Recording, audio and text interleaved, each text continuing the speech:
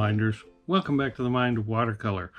Well, I've got something a little different for you today. This week is my 8-year YouTube channel-versary, so I thought it would be fun to do a reaction video, the very first video I ever made 8 years ago, this week. Now, I'm not much for chasing YouTube trends, but I don't know, this seemed kind of funny to me, and I thought it would be a good chance also to update you on a little bit of information, just kind of lay out some thoughts on watercolor paper. And I have not looked at this video for a long time. So without any more fol-de-rah and fiddle-dee-dee, let's get into it. See this? Watercolor paper. Lovely watercolor paper. This is where it all begins, folks, so it makes sense to get it right.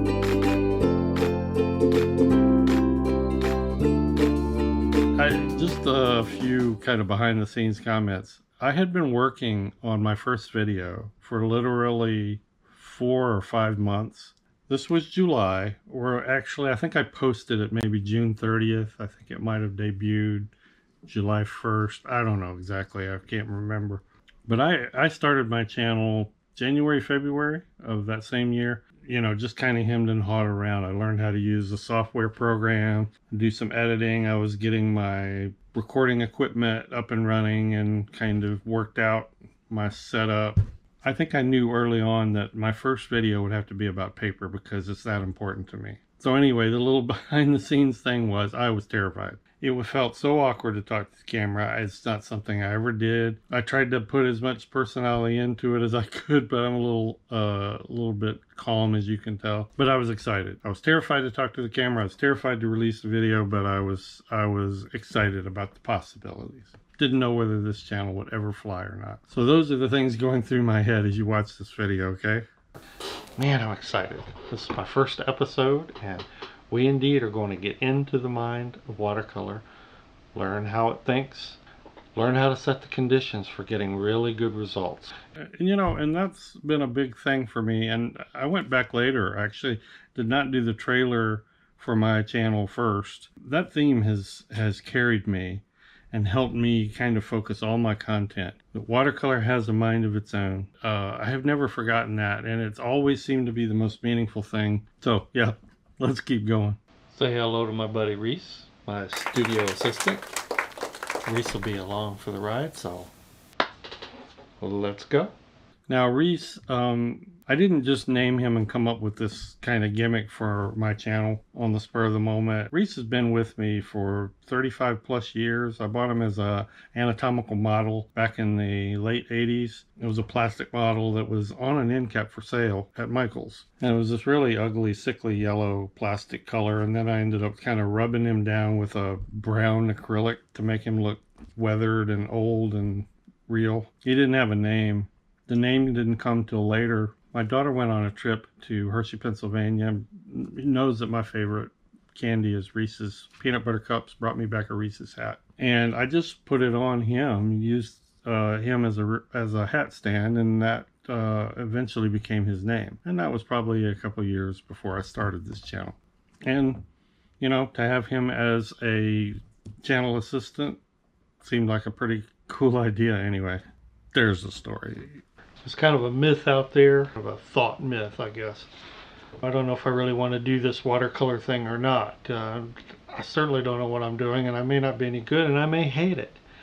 So I'm going to buy something cheap. Low grade, student grade, something, you know, just something to practice on. Hello, I'm a beginner, and I paint with crap. It's the only watercolor paper for me. Only the worst will do. I had no idea. Today, now, I have no idea what was going through my mind then when I did that thing.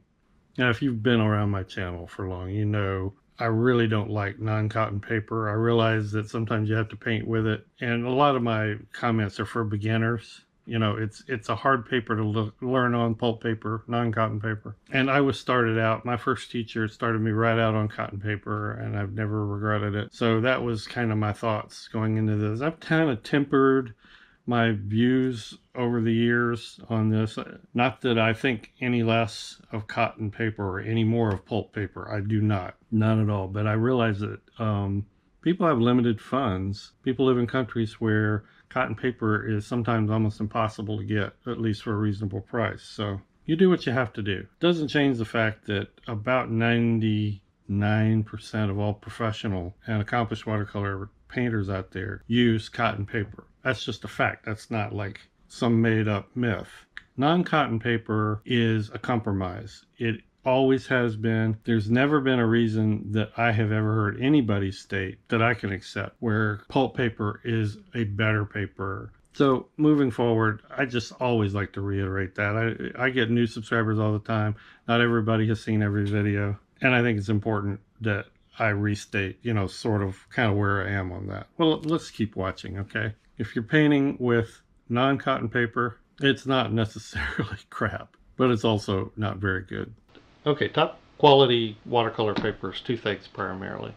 100% cotton and acid-free. Sizing, mold-made, handmade. These are some other characteristics you will see assigned to good quality papers. Yeah, and non-cotton papers, pulp papers will be acid-free if they're any good. I should throw that in. I also should throw in the fact that pulp papers are predominantly what you see in sketchbooks, although many manufacturers are starting to catch up with that trend, the demand for cotton paper. But a lot of the sketchbooks are non-cotton paper. So as you gain experience, it is a good idea to learn how to paint on pulp paper. Also, sizing, you will generally, if you've tried several, have a preference, but one of the things that will change and act differently in high-grade cotton papers is the sizing. You'll get different quotients of lifting, of color, not layering, or layering very well. So just a footnote. Also, when you're look for a good name brand. That always helps. But the ones that you can usually trust are Arches. I'd put that kind of number one. Strathmore, that's another one. Strathmore does have several grades, so be careful. Canson, that's another one. Fabriano, that's another one. Bockingford, I've never used Bockingford. It's one of the few I've never used. I hear UK artists all the time rave about it. Arches, however you want to pronounce it, is still my favorite. All these years later, really, to be honest with you, 40 plus years later, because I started with Arches, and it continues to be my favorite. There are a lot of myths out there that they've changed their formula. I don't believe that. I don't believe it's true. I believe you get bad papers usually due to handling problems, by storage or manufacturers. Arches is pretty much the same today as it was for me 30 years ago. Still acts pretty much the same. I think Arches is not only a good quality, but it's ubiquitous. It's available everywhere. Yeah, so Strathmore Canson. Yeah, Strathmore 500 continues to be a very, very good paper. Canson, trying to remember the pro level paper of Canson that I used to use. I could look, but I forget. The current one, the current top of the line for Canson is Canson Heritage. And I love it. It's good paper. I have quite a bit of it. So yeah, Strathmore 500, Canson Heritage, great papers. Specifically, Fabriano Artistico. Fabriano makes some lesser grades, so got to be careful. Now, Bockingford, I don't know anything about Bockingford, and I'm not sure why I mentioned it. First of all, it's not a cotton paper, and I think at the time I made this video, I assumed it was. But the paper that really impresses me from St. Cuthbert's Mill, that's the mill that makes Bockingford, is Saunders Waterford. Love Saunders Waterford. And I have some of that. And it's not a paper I even knew about at the time of this video. All right, so that was 8 years ago, and all of those brands, with the exception of Bockingford, are still current brands that I use. We mentioned Arches, or Arches. As I mentioned, top quality, easy to get a hold of. Can't go wrong with that. Still my number one. I also mentioned Fabriano Artistico. This is the only block I have of that. I have some sheets. It is the paper of the Etcher Perfect Sketchbook Signature Series. Because of that, I end up using it quite a lot. Great paper still.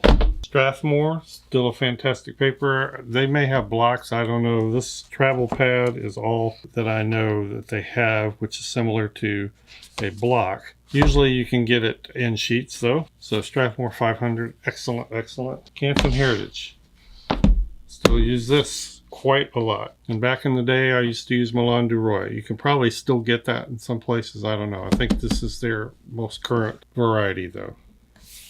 Fantastic paper. But what else? What's new that I can add to the list? A really close second to Arches for me has become Hahnemühle. This was their Cezanne. They also had a Leonardo series, which was a heavier paper.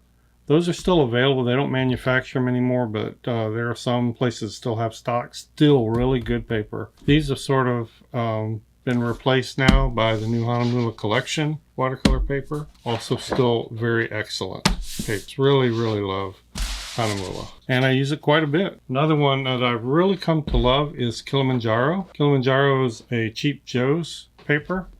Not quite sure who makes it. It's made in a mill in the UK. 100% cotton. Just a really fine, fine paper.